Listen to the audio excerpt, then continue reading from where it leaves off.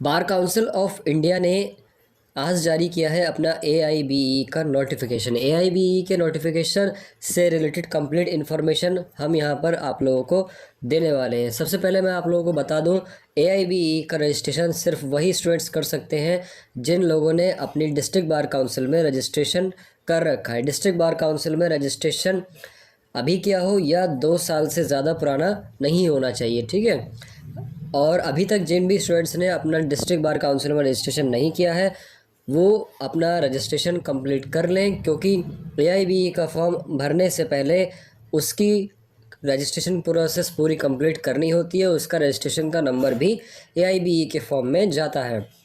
तो AIBE का जिन लोगों ने रजिस्ट्रेशन कर रखा है उनको मैं यहाँ पर इन्फॉर्म कर देता हूँ कि AIBE का जो रजिस्ट्रेशन आपका शुरू हो रहा है वो 3 सितंबर से शुरू हो रहा है, ठीक है, जो आपका 25 अक्टूबर तक चलेगा।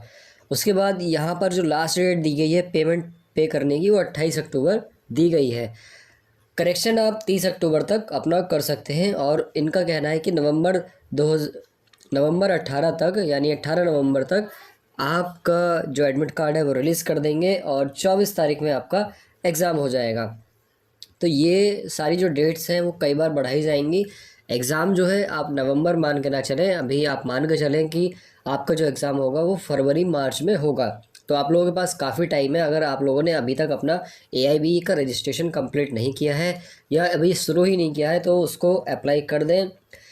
1 महीने से 1.5 महीने के अंदर में वो सारी प्रोसेस कंप्लीट होने के बाद में आप AIBE का फॉर्म फिल कर लें ताकि आपका ईयर वेस्ट ना हो, ठीक है। AIBE की जो फॉर्म की फ़ीस है वो 3500 रुपीज़ है और इसका जो सिलेबस है वो कुछ इस टाइप से है। सिलेबस में अभी कुछ चेंज नहीं किए गए हैं, लेकिन चेंज ज़रूर किए जाएंगे। और यहाँ पर जो आप देख सक रहे हैं ये IPC है, ये नई पढ़ाई जाएगी, ठीक है। उसके साथ ही आपका जो CRPC है ये भी आपका बदल जाएगा। तो 10 और 18 क्वेश्चन यहाँ से आते हैं और 8 क्वेश्चन आपके एविडेंस एक्ट से आते हैं। एविडेंस एक्ट तो वही पुराना वाला है, उसमें कुछ चेंजेस किए गए हैं, मतलब लगभग वैसा ही है। तो पढ़ना तो आपको एविडेंस एक्ट नया वाला भी है पुराना वाला भी है। IPC आपको पढ़नी है और BNS भी आपको पढ़नी है, CRPC पढ़नी है, उसके साथ ही आपको BNSS भी पढ़नी है, भारतीय नागरिक सुरक्षा संहिता, ठीक है। तो ये जो सिलेबस है वो टोटल मैं आप लोगों को यहाँ दिखा देता हूँ। और सिलेबस में जो टोटल आएंगे वो 19 सब्जेक्ट आपके आ रहे हैं, ठीक है। 19 सब्जेक्ट तो ये सिर्फ नाम के हैं, 3 और आप ऐड कर लेना इसमें। कॉन्स्टिट्यूशनल लॉ के 10 क्वेश्चन बनेंगे, यानी कि जो आप कॉन्स्टिट्यूशन पढ़ेंगे। IPC से 8 क्वेश्चन बनने के लिए कहा है और CRPC से 10 क्वेश्चन बनने के लिए इन्होंने कहा है। ये जो क्वेश्चन का पैटर्न इन्होंने दिया हुआ है कि इस सेक्शन से इतने क्वेश्चन बनेंगे, ये फिक्स है, ठीक है। जितने लिखा है उतने ही क्वेश्चन आपके एग्ज़ाम में आएंगे। अगर प्रीवियस ईयर क्वेश्चन पेपर वगैरह की मैं बात करूं तो मैं आप लोगों को अपने ग्रुप में अवेलेबल करा दूंगा, लिंक मैंने नीचे दिया हुआ है, वहां से आप अपना सारे जो प्रीवियस ईयर क्वेश्चन पेपर हैं AIBE के वो आप डाउनलोड कर सकते हैं।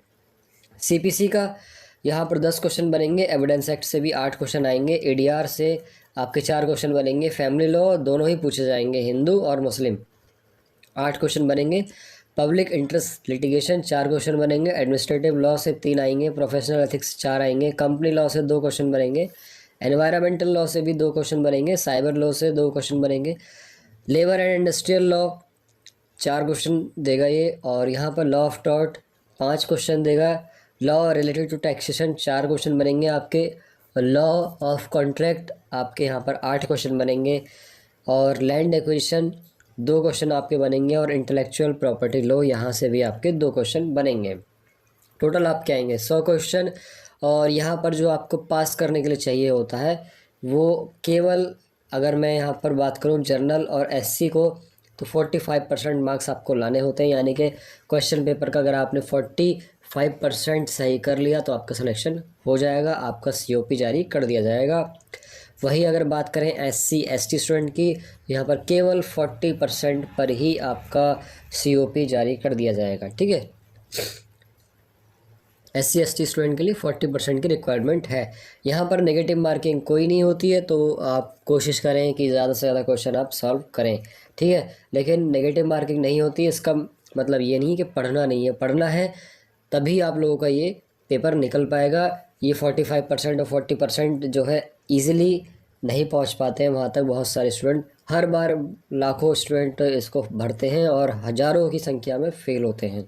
ठीक है, पेपर AIB का इतना आसान नहीं आता है। जब मैं अपने ग्रुप में आप लोगों को प्रीवियस ईयर क्वेश्चन पेपर दिखाऊंगा तो आप लोगों को पता चलेगा कि किस टाइप से पेपर आता है। फ़िलहाल तो आप लोग इस चीज़ को हल्के में ना लें और अपने AIB की तैयारी में लग जाएं। अगर आप लोगों ने रजिस्ट्रेशन करा रखा है, अगर रजिस्ट्रेशन नहीं करा रखा है तो पहले आप अपना रजिस्ट्रेशन कंप्लीट करें। उसके साथ ही मैं यहाँ पर आप लोगों को बता दूं कि यहाँ पर जो 19 सब्जेक्ट इन्होंने दिए हुए हैं, इन सभी सब्जेक्ट की क्लासेस हम अपने इसी चैनल पर आप लोगों के साथ शेयर करेंगे। ठीक है, ऐसी और इन्फॉर्मेशन के लिए आप हमारे साथ जुड़े रह सकते हैं। चलिए फिर मिलते हैं नेक्स्ट किसी इन्फॉर्मेटिव वीडियो।